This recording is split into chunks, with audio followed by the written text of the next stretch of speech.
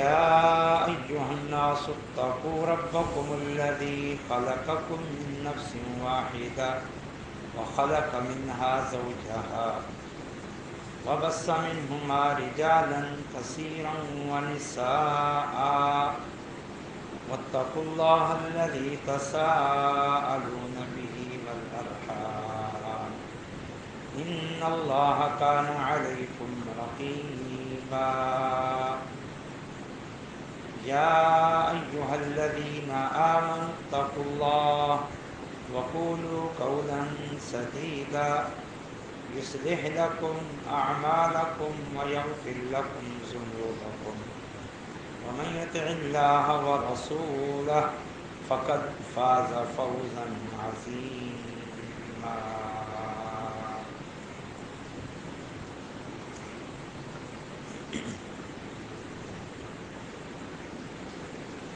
ماہ ذی قعد اختتام پذیر ہو رہا ہے اور ماہ ذی الحج شروع ہونے والا ہے. آج 28 ذی قعد ہے.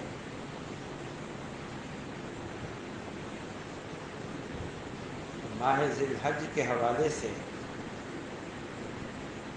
اسلامی تعلیمات، اسلامی احکامات آپ کے سامنے عرض کرنے ہیں.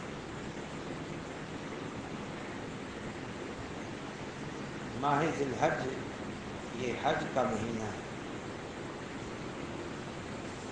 اور حج دین اسلام کے بنیادی ارکان میں سے اور ایک بہت بڑی عبادت ہے. اتنا عظیم عبادت اور عمل ہے کہ نبی صلی اللہ علیہ وسلم نے حج مبرور کو جنت کا بڑا عظیم سبب قرار دیا ہے اور حج کو تمام قسم کے صغیرہ اور کبیرہ گناہوں کی معافی کا باعث قرار دیا.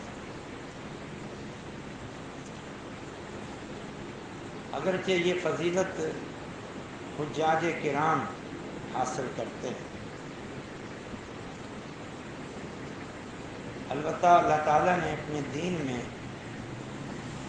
تمام جہانوں کے مسلمانوں کو بھی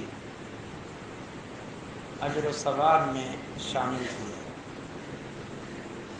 یہ اللہ تعالیٰ کے فضل و کرم کی وسعت ہے. چنانچہ دنیا جہاں میں کہیں کوئی مسلمان ہو، وہ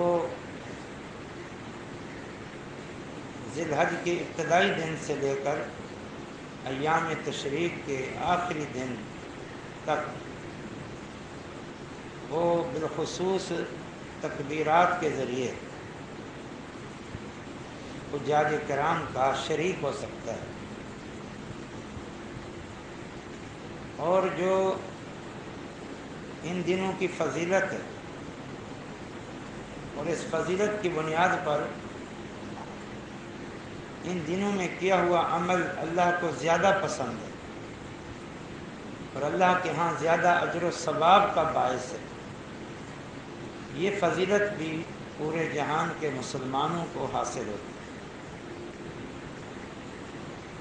کہ وہ بھی جو عمل کریں گے ان کا عمل بھی اللہ تعالیٰ کو سال بھر کے دیگر دنوں کے مقابلے میں زیادہ پسند ہوگا، اور وہ بھی جو عمل کریں گے ان اعمال کا اجر و ثواب بھی اللہ تعالیٰ کے ہاں سال بھر کے دیگر ایام کے مقابلے میں زیادہ ہو. بیٹھے بٹھائے گھروں میں بیٹھے بٹھائے بہت اجر و ثواب آپ سمیٹ سکتے ہیں، اور یہ دن آنے والے ہیں. کل رات سے یا پرسوں رات سے شروع ہونے والے ہیں جنہیں عشرہ ذی الحج کہا جاتا ہے. ذی الحج کے ابتدائی 10 دن اور مزید 3 دن جنہیں ایام تشریق کہا جاتا ہے۔ چنانچہ صحیح بخاری کی حدیث ہے، صحیح مسلم میں بھی ہے، مَا الْعَمَلُ فِي أَيَّامِ الْعَشْرِ أَفْضَلُ مِنَ الْعَمَلِ فِي هَٰذِهِ قَالُوا وَلَا الْجِهَادُ قال رسول الله صلى الله عليه وسلم ولا الجهاد إلا رجل خرج يخاطر بنفسه وماله فلم يرجع بشيء۔ فرمایا ماہ ذی الحج کے ابتدائی 10 دنوں میں کیے ہوئے عمل سے افضل کوئی عمل نہیں۔ صحابہ نے پوچھا جہاد فی سبیل اللہ بھی نہیں؟ آپ صلی اللہ علیہ وسلم نے فرمایا ہاں جہاد فی سبیل اللہ بھی نہیں، مگر یہ کہ کوئی شخص جان اور مال لے کے نکلے، جان اور مال کو خطرے میں ڈالے اور پھر نہ جان واپس لائے نہ مال واپس لائے، شہید ہو جائے، اس کے عمل کے مقابل تو کوئی عمل نہیں۔ باقی ان 10 دنوں میں کیا ہوا عمل بقیہ دنوں کے ہر قسم کے عمل سے افضل ہے۔ یہ صحیح بخاری کے یہ دن آنے والا عظیم الشان دن، یہ وہ دن ہے مسند بزار اور ابن حبان کی حدیث جسے شیخ البانی نے ترغیب و ترہیب میں صحیح قرار دیا ہے کہ مطابق افضل ایام الدنیا ایام العشر، دنیا کے جتنے دن ہیں یا یوں کہہ لیں سال بھر کے جتنے بھی دن ہیں ان میں سب سے افضل دن وہ ایام عشر ہیں، ذو الحج کے ابتدائی 10 دنوں کے دن۔ یہ سال بھر کے افضل دن شروع ہونے والے ہیں۔ اللہ تعالیٰ نے فرمایا سورۃ الفجر کے شروع میں اعوذ باللہ من الشیطان الرجیم بسم اللہ الرحمن الرحیم والفجر ولیال عشر، سورۃ الفجر کا آغاز ہے، آخری پارے میں ہے یہ سورۃ۔ اللہ تعالیٰ نے بہت ساری سورتوں کے شروع میں قسمیں کھا کر بعد میں کوئی بات بیان فرمائی، اس بات کی اہمیت کو اجاگر کرنے کے، اور جن چیزوں کی قسمیں کھائی ہیں وہ اللہ کے یہاں بڑی عظمت والی ہوتی ہیں۔ اس صورت میں اللہ تعالیٰ نے جو قسم کھائی ہے ایک فجر کے وقت کی، اور نمبر 2 ولیال عشر اور 10 راتوں کی۔ بالاتفاق اکثر مفسرین نے ان 10 راتوں سے عشرہ ذی الحج کی 10 راتیں مراد لی، دن بھی افضل اور راتیں بھی افضل۔ یہ راتیں بھی آ رہی ہیں جو سال بھر کی راتوں سے افضل، یہ دن بھی آ رہے ہیں جو دن بھر کے سال بھر کے دنوں سے افضل۔ اس کا کیا تقاضا ہے؟ 2 تقاضے ہیں، بلکہ اصل تقاضا ایک ہے، وہ یہ ہے کہ ان دنوں ان راتوں میں مزید اعمال کریں، اپنی روٹین سے بڑھ کر، نفلی روزے، نفلی نمازیں، نفلی صدقات اور دیگر جو بھی اعمال خیر ہیں، شریعت میں جو بھی نیک عمل ہیں وہ مزید کریں، مزید۔ یہ ہے موقع سے فائدہ اٹھانا، ایک موقع سے فائدہ اٹھانا اسے کہتے ہیں کہ مزید محنت کرنا، اپنی روٹین سے بڑھ کر محنت کرنا۔ اور بعض صحابہ اور تابعین اور سلف سے یہ ملتا ہے کہ وہ ان 10 دنوں میں اور زیادہ عمل صالح کرتے، اور زیادہ محنت کرتے۔ بالفرض اگر مزید ہم محنت نہیں کرتے، عمل نہیں بھی کر پاتے، تو اللہ کا شکر تو ادا کرے کہ بیٹھے بٹھائے جو ہمارے معمول کے اعمال ہیں ان کا اجر بڑھ گیا۔ بیٹھے بیٹھے عمل وہی ہے نماز، جو صدقہ کرتے ہیں یا جو اذکار اور تلاوت کرتے ہیں یا دیگر جو بھی افعال خیر ہماری روٹین میں ہیں، اعمال تو وہی ہیں، لیکن اللہ کے ہاں ان دنوں میں ان کا اجر بھی بڑھ جاتا ہے اور یہ عمل اللہ کو زیادہ پسند ہے۔ اس پر اللہ کا شکریہ ادا کریں اور دیکھیں نیک لوگ کتنا فائدے میں ہیں۔ بیٹھے بٹھائے ان کے اجر و ثواب میں اضافہ ہو جائے، روٹین کے مطابق فرائض اور واجبات ادا کر رہے ہیں لیکن اجر و ثواب بڑھ گئے، اور اگر مزید محنت کر لیں ان دنوں میں خاص طور پر تو اپنے اجر و ثواب کو خوب بڑھا سکتے ہیں۔ اور خاص طور پر یہ یوم عرفہ ہے، 9 ذی الحج، یوم النحر اور یوم القر، جو یوم النحر کا اگلا دن 11 ذی الحج کا دن، ان 3 دنوں کی تو اور زیادہ فضیلت ہے۔ ایک مزید دن 11 کا دن، یوم النحر کو تو افضل الایام کہا ہے، سب دنوں سے افضل دن،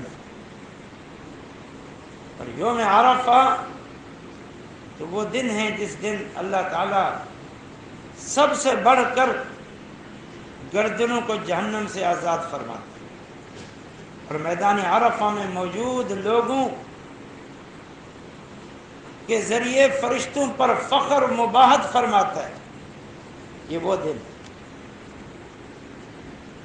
اور 11 ذی الحج کا دن ایام منا کے دنوں میں سے ایک دن ہے جب حجاج اپنے بڑے بڑے مناسک حج سے فارغ ہو کر صرف اور صرف ذکر الہی میں مشغول ہو جاتے ہیں، حتیٰ کہ رمی جمرات کرتے ہیں تو وہاں بھی جا کر 7 کنکریاں مارتے ہیں اور ہر کنکری پر اللہ اکبر کہتے ہیں، اور اپنے خیموں میں خوب تلبیہ اور تکبیرات بلند کرتے ہیں۔ یہ دن مزید افضل دن اور مزید اجر و ثواب کے حامل دن۔ ان دنوں کے اصل اعمال تو حجاج کرام ادا کرتے ہیں، اور ان دنوں کی فضیلت کی بنیادیں بھی یہی ہیں۔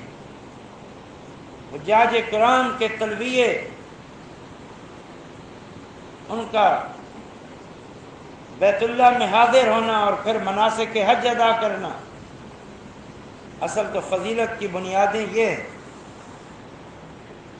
لیکن میں نے عرض کیا کہ اللہ تعالیٰ نے سارے مسلمانوں کو حجاج کرام کے ساتھ شامل کر دیا، چنانچہ حدیث مبارک کے مسند احمد کی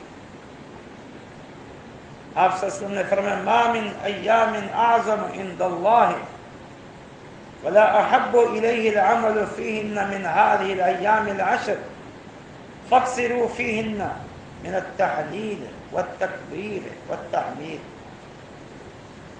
فرمایا کہ ان 10 دنوں کا عمل اللہ کو سب سے بڑھ کر محبوب ہے، اور یہ دن سب دنوں سے بڑھ کر عظیم ہے، لہذا اے لوگو تم کثرت سے ان دنوں میں لا الہ الا اللہ، اللہ اکبر اور الحمدللہ کا ورد کیا کرو، ذکر کیا کرو۔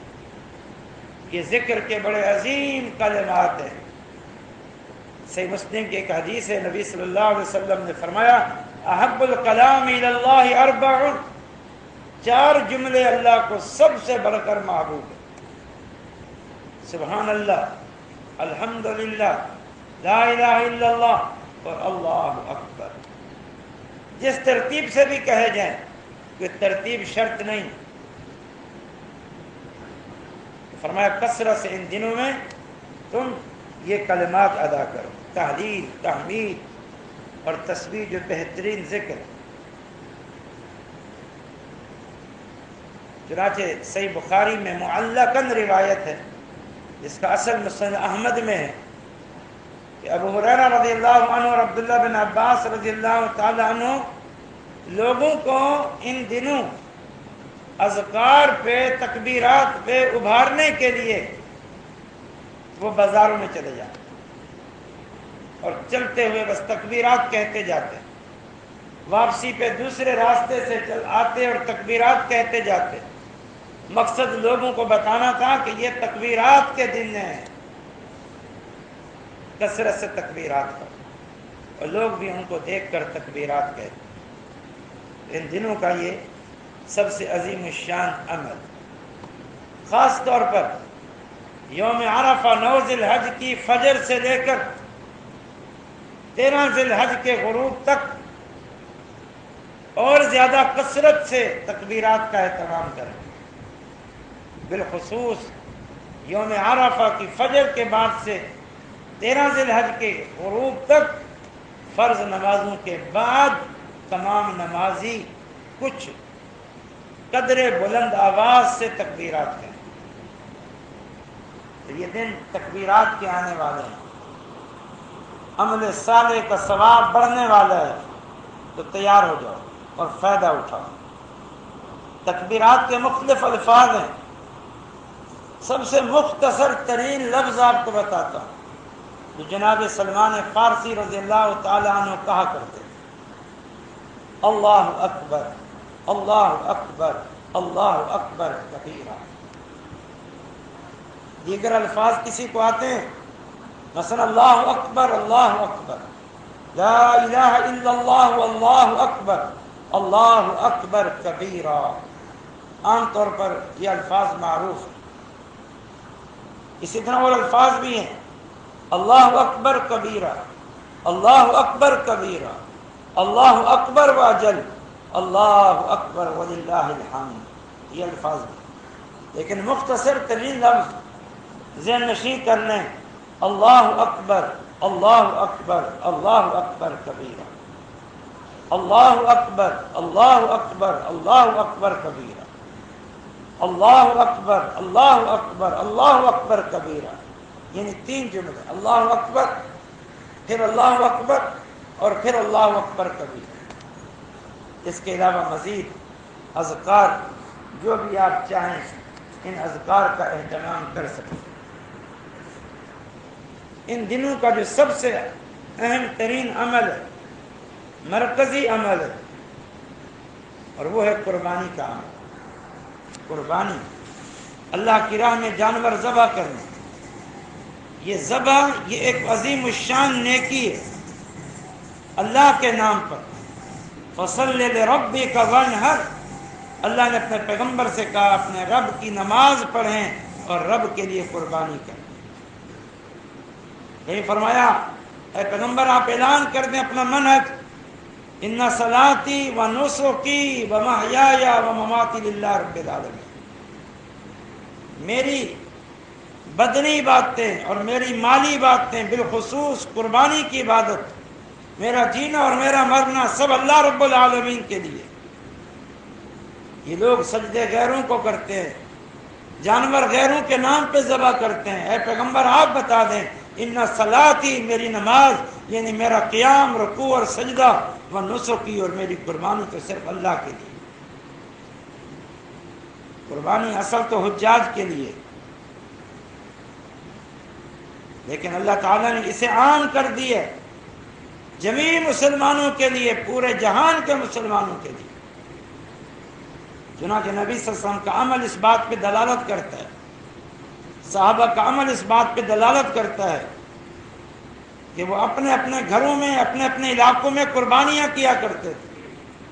چنانچہ صحیح بخاری کی حدیث ہے، نبی صلی اللہ علیہ وسلم نے فرمایا خطبہ دیتے ہوئے عید سے پہلے یا عید کا خطبہ، فرمایا ان اول ما نبدأ به فی یومنا ھذا نصلی ثم نرجع فننہر من فعله فقد اصاب سنتنا ومن ذبح قبل فإنما قدمه لأهله ليس من النسك في شيء.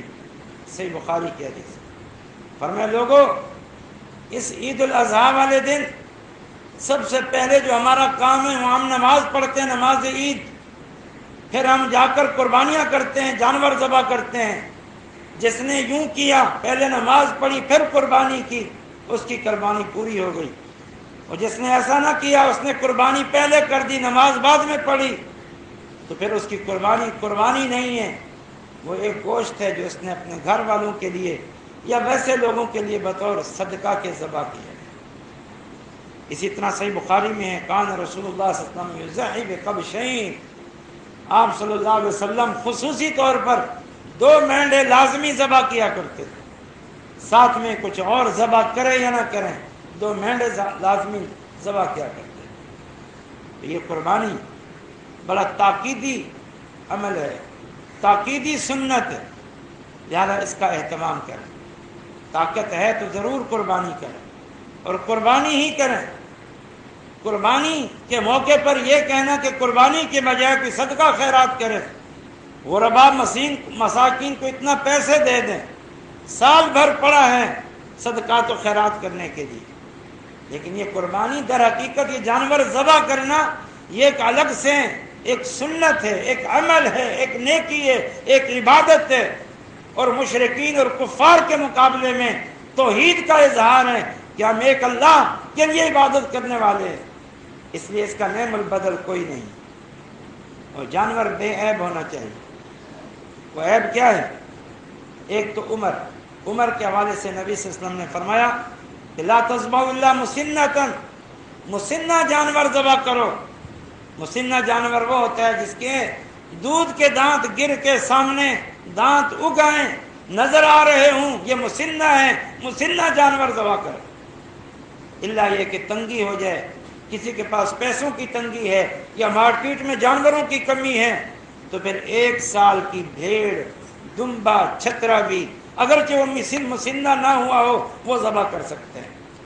باقی عیوب سے پاک ہو، بھینگا اور اندھا نہ ہو کہ اس کا بھینگا اور اندھا پن ظاہر ہو، مریض نہ ہو کہ اس کا مرض ظاہر ہو، لنگڑا نہ ہو کہ لنگڑا پن ظاہر ہو، کمزور نہ ہو کہ اس کا کمزور پن اور انتہائی لاغر ہونا ظاہر ہو. اسی طرح کان کٹانا ہو، سینگ کٹانا ہو، ان عیوب سے جانور پاک ہونا چاہیے. اور آخری بات اور آخری نصیحت یہ ہے کہ نبی صلی اللہ علیہ وسلم نے فرمایا، صحیح مسلم کی حدیث ہے، فرمایا من رآ ہلال ذی الحج واراد ان یضحی فلا یاخذ من شعرہ ولا من اظفارہ. صحیح مسلم کی حدیث. فرمایا جو بندہ قربانی کرنے کا ارادہ رکھتا ہو، استطاعت ہے اور ارادہ کر لیا ہے، پھر ذی الحج کا چاند جیسی نظر آ جائے، پھر قربانی کرنے تک وہ اپنے ناخن اور اپنے جسم کے بالوں کو نہیں کٹوا سکتا اور ترشوا سکتا. ناخن نہ ترشوائے اور بال نہ کٹوائے اور نہ منڈوائے جسم کے کسی بھی حصے کے. اس لیے آج کا بھی دن کچھ باقی ہے اور کل کا دن بھی باقی ہے، اس لیے حجامت اچھی طرح کرا دیں. جنہوں نے اپنے ناخن نہیں ترشوائے اور اپنی حجامت نہیں کروائی، بغلوں کے بال، زیر ناف بال نہیں ترشوا سکے، انہیں چاہیے کہ وہ ان بالوں کو صاف کر لیں، کیونکہ پھر قربانی تک ان کے لیے جائز نہیں ہے کہ وہ ناخن کٹوائیں یا بال کٹوائیں. اور اگر کوئی شخص قربانی کی استطاعت نہیں رکھتا، ابو داؤد کی حدیث ہے، ایک شخص نے کہا اللہ کے نبی صلی اللہ علیہ وسلم میرے پاس قربانی کے لیے جانور نہیں ہے، ایک بکری ہے، وہ دودھ کی بکری ہے، میرے اور میرے گھر والوں کے کام آتی ہے، ہم اس کا دودھ استعمال کرتے ہیں، اب اور کوئی جانور نہیں ہے، یہی بکری جانور، اسی بکری کو ذبح کر دوں؟ آپ نے فرمایا نہیں، یہ تو تمہاری ضرورت کی چیز ہے. فرمایا لیکن خذ من شعرک واظفارک وتقص شاربک وتحلق عانتک فتلک تمام اضحیتک. سبحان اللہ. فرمایا عید والے دن عید پڑھنے کے بعد دوسرے لوگ قربانیاں کریں، تم اپنے ناخن ترشوا لینا، اپنے بال، جسم کے بال وہ سر کے ہوں، بغلوں کے ہوں، زیر ناف ہوں، ان کو صاف کرا لینا، تمہیں قربانی کا اجر و ثواب مل جائے گا. تو یہ کچھ ضروری باتیں تھیں، احکامات تھے. اللہ پاک ہمیں ان شرعی تعلیمات پر عمل کی توفیق عطا فرمائے. اقول قولی ھذا وآخر دعوانا